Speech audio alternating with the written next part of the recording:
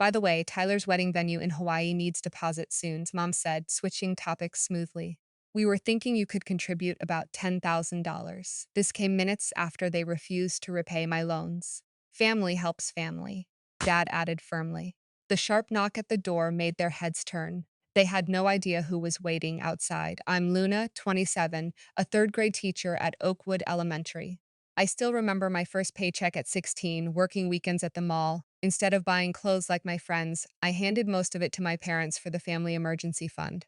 That pattern never stopped. For 11 years, I've been the financial safety net for my family. My brother's car repairs, call Luna. Mom's credit card debt, ask Luna. Dad's unexpected tax bill, Luna will handle it. Meanwhile, my brother became an investment banker with a luxury apartment downtown, while I share a modest two-bedroom with a roommate. Despite my teacher's salary, I've loaned them over $32,000 over the years. Each time, I insisted on handwritten IOUs, which they signed with theatrical sighs and eye rolls, calling them silly formalities between family. I wasn't driving a fancy car or taking exotic vacations like my brother, but I had something more valuable that they never saw coming: meticulous documentation for every single dollar they'd borrowed. If your family has ever taken advantage of your generosity, then acted like you were the problem, hit subscribe and drop a comment sharing where you're watching from. Trust me, you're not alone in this fight. 6 months ago, my wisdom tooth got infected. The pain was unbearable, throbbing all the way up to my temple. The emergency dentist wanted $3,200 upfront for surgery, money I didn't have in my savings. Years of family loans had drained my emergency fund to nearly nothing. I called Mom from the dentist parking lot, holding back tears. I hate to ask, but I need help, just until my next paycheck. Oh, honey, we're a bit tight on funds right now, she said, her voice suddenly distant. Can't you put it on a credit card? This conversation happened 2 days after my brother parked his brand new BMW in their driveway. The same brother who'd borrowed $5,000 from me for investment capital last year and never mentioned it again. I ended up charging the surgery and picking up extra tutoring shifts to pay it off. The dental pain faded, but the sting of their rejection didn't. Last Sunday, at our weekly family dinner, I gathered my courage while passing the mashed potatoes. Mom, about that $5,000 you borrowed last month for the roof repair. I was wondering when you might be able to pay some of it back. The table went silent. Mom set down her wine glass with a sharp clink. That wasn't a loan, honey, she said, her voice syrupy sweet, but her eyes cold. That was you contributing to the family like you should. We've given you everything. Dad nodded, mouth full of pot roast. After swallowing, he added, we raised you, paid for your education. You don't keep score in a family. I felt my cheeks burning. But you signed IOUs for all the money over the years. My brother laughed, nearly choking on his drink. Those aren't legally binding, sis. You really thought those meant something? The humiliation turned my stomach sour. I stared at my plate, appetite gone. Don't you understand what no means, Luna? Mom snapped. We're not your bank anymore. The irony of her statement made me want to scream. They'd been treating me like an ATM for years. Before I could respond, Mom switched topics with practiced smoothness. By the way, Tyler's wedding venue in Hawaii needs deposit soon. We were thinking you could contribute about $10,000 since you don't have kids or a mortgage to worry about. The real betrayals were just beginning. 2 weeks after being asked to help fund my brother's wedding, I saw photos pop up on Instagram.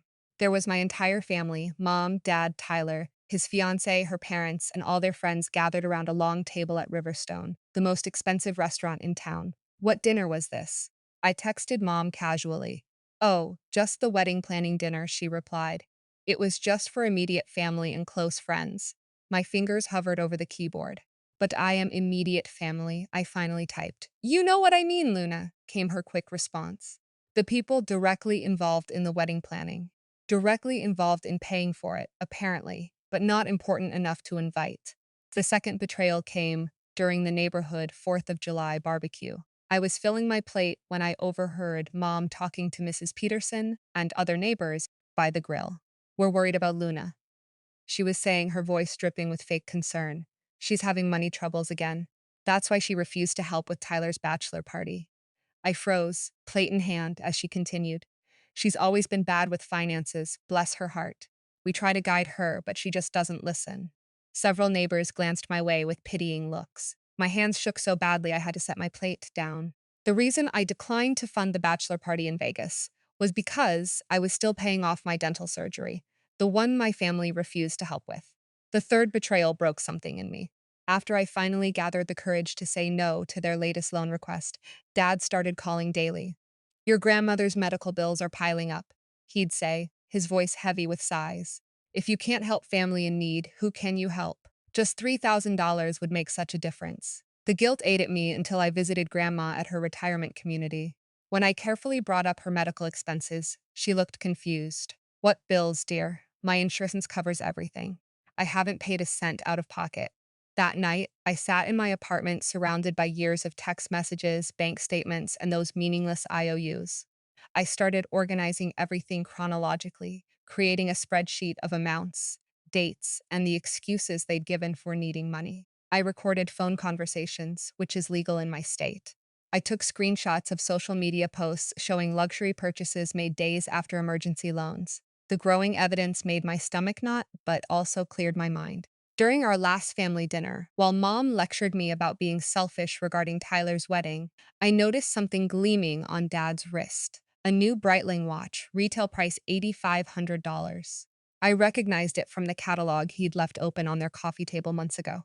The purchase date on the receipt I later found online matched exactly one day after I'd loaned them $10,000 for what they claimed were overdue property taxes.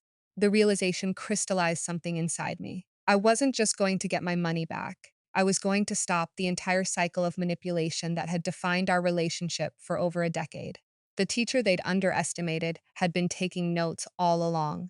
Rachel's office smelled of leather and lemon polish, creating an atmosphere of confidence that I desperately needed. She slid a business card across her desk. This is my friend, Elena Martinez. She specializes in family law. I think you should speak with her. Elena reviewed my documentation with practiced eyes. The rhythmic tapping of her pen against her notepad punctuated the silence as she examined each paper. This isn't just about money, Luna, she said, looking up from the stack of IOUs. This is financial abuse, and it's been systematic. The word abuse made me flinch, but deep down I'd known it for months. Do I have a case? I asked, my voice smaller than I intended. Elena nodded firmly, a strong one. These promissory notes are legally binding. The pattern of manipulation is clear. We can file for full recovery plus interest. As Elena built the case, my family's demands only escalated. A group text from Mom appeared on my phone during a parent-teacher conference. Great news. We put you down for $8,000 toward Tyler's honeymoon. The travel agent needs it by Friday. We know teaching doesn't pay much, but family sacrifices for family. I showed Elena the message. She shook her head in disbelief. There's something else we need to check, she said, typing rapidly on her computer. With this pattern of financial exploitation, I want to run a credit check. What Elena discovered made even her professional demeanor crack. Tyler had opened a credit card in my name years ago, when I briefly lived at home after college. He'd been using my good credit to fund his lifestyle while the missed payments tanked my score.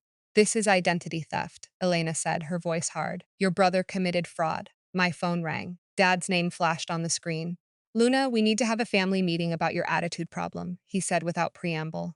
Sunday, be there. Elena and I locked eyes across her desk. Perfect, she mouthed. That Sunday, I parked outside my parents' house. Through the windows, I could see them waiting in the living room. My hands no longer trembled. My mind was clear. Ready? Elena asked from the passenger seat. I nodded. The time for being their bank is over. I walked into my parents' house without knocking. The familiar smell of Mom's cinnamon potpourri filled the entryway. Tyler sat on the couch, scrolling through his phone. Dad stood by the fireplace with his arms crossed. Mom perched on her favorite armchair, face already set in disappointment. Sit down, Luna, Mom said, pointing to the ottoman in the middle of the room, the spot where family lectures had always taken place. I remained standing. I've invited someone to join us. What? Dad's eyebrows shot up. This is a family meeting. Exactly. I opened the door. Elena walked in carrying her black leather briefcase, her heels clicking decisively on the hardwood floor. The room fell silent. This is Elena Martinez, my attorney, I said, my voice steady despite my racing heart. She's here to discuss the $32,476 you owe me, plus interest, as well as the fraudulent credit card activity. Tyler jumped up so fast he knocked over his water glass. His face drained of color. You're suing your own family? Over a few loans? They weren't gifts. They were loans, I replied coldly, with terms, dates, and your signatures. Mom laughed nervously. Honey, those were just silly papers. We never meant those seriously. The law takes them very seriously, Elena said, opening her briefcase. She began laying documents on the coffee table one by one. These are legally binding promissory notes.